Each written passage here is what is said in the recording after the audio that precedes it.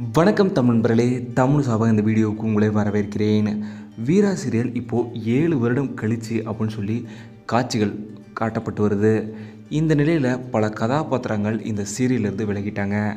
இருந்தாலும் இந்த சீரியலில் ரொம்பவும் முக்கியமான கதாபாத்திரமாக கண்மணி கதாபாத்திரத்தில் நடித்தவங்க இந்த சீரியல்லேருந்து போனது ரசிகர்களுக்கு ஒரு மிகப்பெரிய ஏமாற்றம்.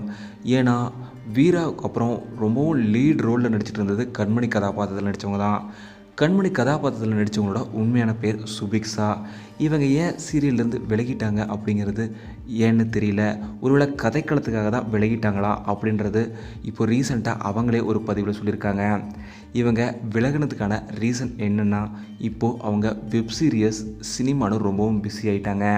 அதுலேயும் இப்போது சினிமாவில் யோகி பாபு அவங்க நடித்த ஒரு திரைப்படத்தில் இவங்க தான் முக்கியமான ரோலில் நடிக்கிறாங்க.